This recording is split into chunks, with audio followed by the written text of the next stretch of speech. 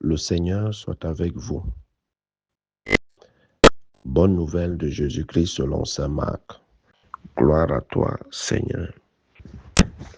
Marc au chapitre 12, les 12 premiers versets. En ce temps-là, Jésus s'est mis à parler en parabole aux chefs des prêtres, aux scribes et aux anciens. Un homme planta une vigne, il l'entoura d'une clôture, il creusa un pressoir et y bâtit une tour de garde. Puis il loua cette vigne à des vignerons et partit en voyage. Le moment venu, il envoya un serviteur auprès des vignerons pour se faire remettre par eux ce qui lui revenait des fruits de la vigne. Mais les vignerons se saisirent du serviteur, le frappèrent et le renvoyèrent les mains vides. De nouveau, il leur envoya un autre serviteur, et celui-là, ils l'assommèrent et l'humilièrent. Il en envoya encore un autre, et celui-là, ils le tuèrent. Puis beaucoup d'autres serviteurs, ils frappèrent les uns et tuèrent les autres. Il lui restait encore quelqu'un, son fils bien-aimé. Il l'envoya vers eux en dernier, en se disant, ils respecteront mon fils.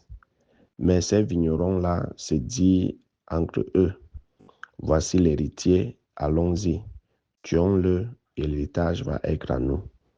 Ils se saisirent de lui, le tuèrent et le jetèrent hors de la vigne. Que fera le maître de la vigne? Il viendra, fera périr les vignerons et donnera la vigne à d'autres.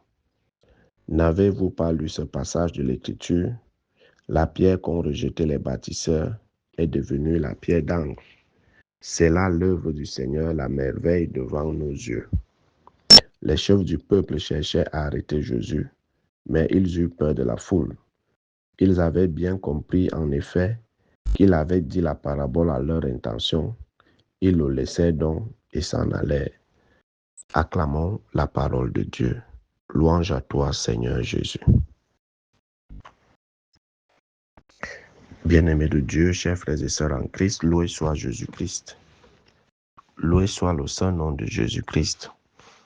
Bien le bonjour à tout le monde et bon début du mois de juin, mois consacré au Sacré-Cœur de Jésus.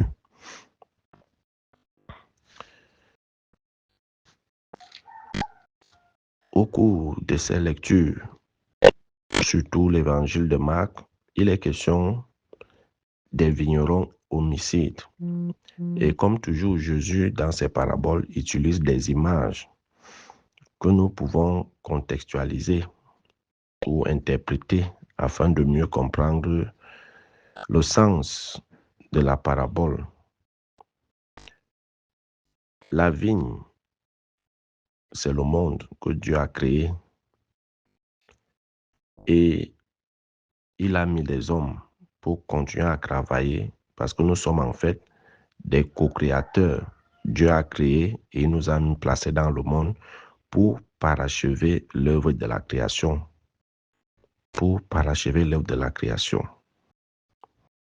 Et en nous créant, en nous mettant dans sa vigne qui est le monde, chacun de nous a des comptes à rendre sur son travail, sur la raison de sa présence dans la vigne de Dieu sur cette terre.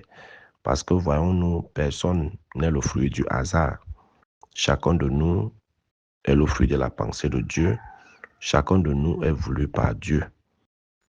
Personne n'est le fruit du hasard. Donc, dit souvent, né par accident d'amour, on ne naît pas par accident. Chaque être vivant est le fruit de la pensée de Dieu. Et si nous sommes sur terre, c'est pour une mission précise, c'est pour un but précis. Et la première question de la catéchèse nous demande, qu'on nous pose est pourquoi Dieu t'a créé? Et on répond souvent, Dieu m'a créé pour le connaître, pour l'aimer et pour le servir. Alors, pour aimer Dieu, il faut d'abord le connaître. Et si on connaît Dieu, on va le servir parce que l'amour qu'on a envers lui va nous pousser à le servir, à l'adorer. Donc voilà la raison de notre présence sur cette terre, connaître notre Créateur, l'aimer et le servir. Et on le sait à travers nos frères et sœurs. On le sait en prenant soin de notre maison commune qui est la terre. Donc, la vigne ici, c'est cette terre. Les vignerons, c'est chacun de nous. Au moment où les comptes sont demandés, on devient plutôt agressif. Qu'as-tu fait de ton frère? Qu'as-tu fait de ton prochain? On devient agressif parce qu'on n'a pas su vivre dans la fraternité, dans l'amour, dans le vivre ensemble. Et les serviteurs dont le maître parle dans la parabole, c'est les différents prophètes. Dieu nous a créés, nous avons péché. Le péché a ancré dans la création. Le péché a entraîné la mort et tout ce qui va avec. Dieu a envoyé des prophètes pour nous parler, pour nous remettre sur le droit chemin. Nous les avons tués. Nous tuons toujours les serviteurs de Dieu. Nous tuons toujours ceux qui disent la vérité. Nous tuons toujours ceux qui militent en faveur de la justice, du droit, de la vérité. On les tue toujours. On les muselle et autres. Alors, dans son amour infini pour la création et pour l'homme, il envoie son Fils en dernier recours. Il envoie son Fils en dernier recours. Et en se disant, ils vont respecter mon Fils.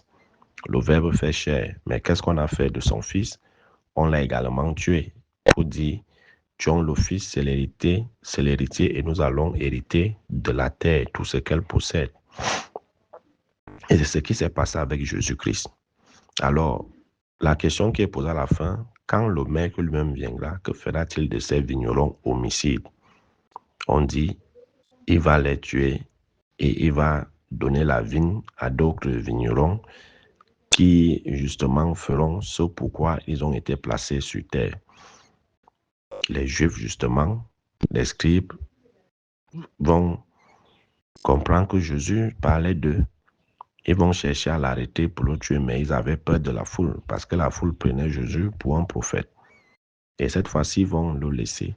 Mais ils ne vont pas s'arrêter là, parce qu'ils vont multiplier des tentatives d'arrestation et d'assassinat de Jésus. Alors, nous devons savoir que si nous sommes sur terre, nous avons des comptes à rendre à notre Créateur. Nous avons des comptes à rendre. Dire que c'est ma vie, je fais d'elle ce que je veux, c'est faux. Ta vie ne t'appartient pas. Tu es sur terre pour un but précis, pour une mission précise. Parce que tu as des comptes à rendre. Et la question qui nous sera posée à la fin de notre pèlerinage sur terre, ça sera: qu'as-tu fait de ton frère? Qu'as-tu fait de ton prochain? C'est ces comptes-là que nous aurons à rendre. On peut tuer ceux qui nous disent la vérité, ceux qui nous annoncent la bonne nouvelle. On peut les tuer parce que, justement, la vérité dérange. La vérité dérange. On va toujours en vouloir à ceux qui disent la vérité. Parce que, justement, cette vérité nous bouscule dans notre confort dans le mal. Dans notre confort dans le mal. Mais souvenons-nous que la question qu'on nous posera, c'est: qu'as-tu fait de ton frère? La même question que Dieu avait posée à Caïn. Qu'as-tu fait de ton frère? On ne va pas répondre comme Caïn en disant: est-ce que j'étais gardien de mon frère? Donc, si nous sommes sur terre, attelons-nous à faire le bien, à vivre selon la parole de Dieu. Nous sommes sur terre pour connaître Dieu, l'aimer et le servir. Et le but de la vie éternelle, c'est de connaître Dieu. Et on connaît Dieu à travers sa parole. On aime Dieu en respectant sa parole et ses commandements. On sait Dieu en nous aimant et en aimant notre prochain comme nous-mêmes. C'est tout ce que le Seigneur attend de nous et non pas de nous entretuer comme on le fait là. de nous encroutuer, de nous écraser les uns les autres, de briller en éteignant les autres, de s'élever en écrasant les autres, d'être propre en salissant les autres. Ce n'est pas ce que le Seigneur nous a demandé de venir faire sur cette terre. Alors, bien-aimé de Dieu, que chacun se ressaisisse, qu'il se demande au fond de lui-même, quel est le but de ma présence sur terre? Si nous répondons à cette question, alors nous ne serons pas contre la vérité. Nous n'allons pas combattre la vérité, la justice, le bien. On va plutôt militer en faveur de cette vérité, de la justice, du bien. Alors ne combattons pas Dieu à travers nos frères. Évitons souvent de combattre Dieu à travers nos frères. Parce que ceux-là qui sont appelés ou envoyés pour nous remettre sur le droit chemin, c'est Dieu qui les envoie. Mais nous avons vu dans l'histoire de l'humanité, dans l'histoire du salut des hommes, comment les prophètes ont été maltraités, malmenés, tués et autres. Le Fils lui-même est venu là donner sa vie en rançon pour les péchés des hommes. Mais pourquoi continuons toujours à méconnaître Dieu, à méconnaître sa parole? Pourquoi aimons-nous le mensonge? Pourquoi choisissons-nous les ténèbres? Pourquoi n'aimons-nous pas vivre dans la lumière?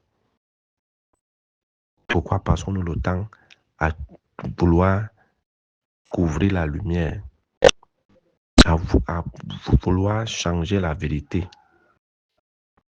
Pourquoi ne supportons-nous pas la vérité, la lumière?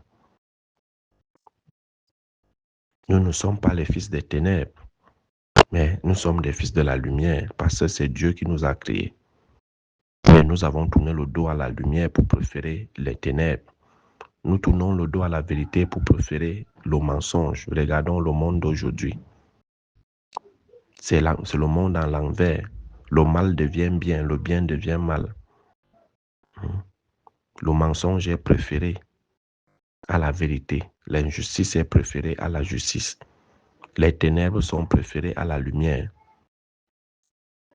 On oublie que nous sommes sur terre pour connaître Dieu, pour l'aimer et pour le servir.